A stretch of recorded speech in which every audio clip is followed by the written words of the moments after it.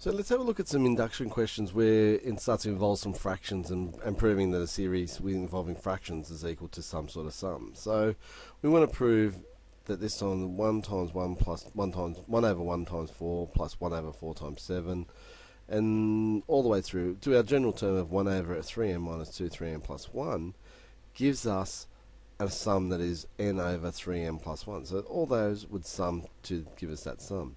So the first step we go is like, okay, let's prove it's true for n is equal to 1 again. So we sub in 1 and there in those two for those two terms, we get the 1 over 1 times 4, which gives us a quarter. Sub in 1 there, 1 here, so we get 1 over 3 times 1 plus 1 gives us a quarter there. So it's true for n is equal to 1. So this time we want to again assume n is equal to k. So we put in our sum to the first k terms is our sum of the first k terms is equal to that statement. Again, that's what we're going to use. So we have a look at step 3. What are we requiring to prove? Okay, we're going to put up to k plus 1 terms there, and we're going to have k plus 1 in there and k plus 1 there. So we get a statement that looks like that. So that's what we want to prove. Again, we're going to start with our left-hand side. So that's what our sum looks like when we go up to k plus 1 terms. So up to the k terms, we know that amount would be equal to that sum. So that's where we're able to make that substitution. And all that is equal to k over 3k plus 1 from step 2. Now we want to add the term here. And it's been cleaned up a bit. So 3k, 3 minus 2 gives us the 1. 3k, 3 plus 1 gives you 4. So to do that, we've got to get a common denominator because we've got two fractions and we need to get a common denominator. So our lowest common denominator would be 3k plus 1, 3k plus 4. So multiply this fraction here by 3k plus 4 on the top and bottom, get our like term and get our common denominator, and we can add the tops together. So k outside of 3k plus 4 plus 1. Can't factorize, so let's expand it out, and we're going to, again, we've got a quadratic, so it's not too bad. Keeping in mind what we need to do, we want to get a k plus 1 on top.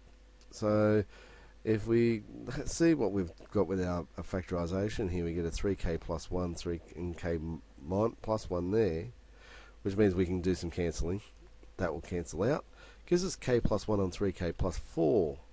Now, if we look at our decomposition, we can see that 3k plus 4 would be the same as 3k plus 3 plus 1, which means I can factorize 3 outside of k plus 1 plus 1.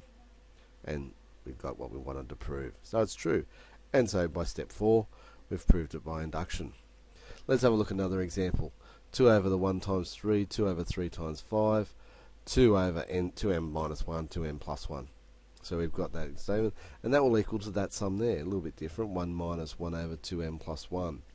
So again, let's sub in 1 into the nth term there, and we get 2/3. We sub into 1 into our sum, we get 2/3. So it's true for n is equal to 1. Sum of the first term is equal to that statement with 1 in there. So it's true there. Again, assuming that n is equal to k, this whole statement here is equal to 1 minus 1 on 2k plus 1. So step 3, we want to prove that it's true for n is equal to k plus 1. So we need to get a k plus 1 in there for n. So what are we requiring to prove? We want to prove that we get this statement. So the 2k plus 1, or that can be simplified down to 1 minus 1 over 2k plus 3. So we that's what we're looking to prove. Can we do it? So we get out some of the first k terms plus the k plus 1 term. That statement there we want to get rid of because of those, we don't know how many terms we got, but we know that it's equal to 1 minus 1 over 2k plus 1 from step 2. That's our sum of the first k terms. We've cleaned up the k plus 1 term, so 2 lots of k plus 1, 2k plus 3. So that's cleaned up a little bit there.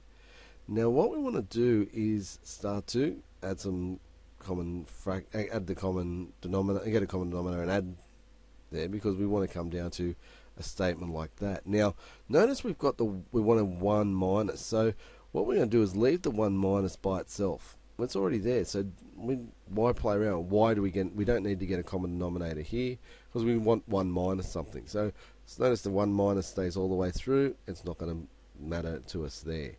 What the trick we've got to look at here is we've got to get the 1 over 2k plus 1.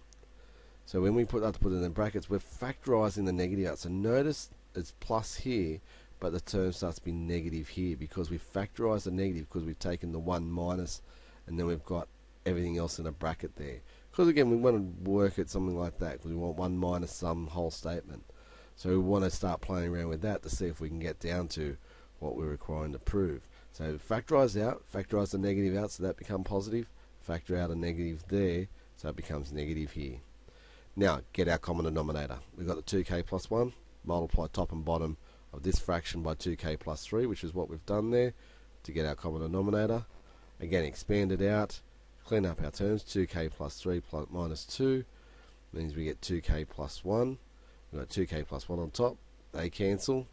Gives us 1 over the 2k plus 3, which we saw that would be nice enough to prove because we know that's equal to 1 minus 1 over 2k plus 3. So there we go. It's true. We've proved that.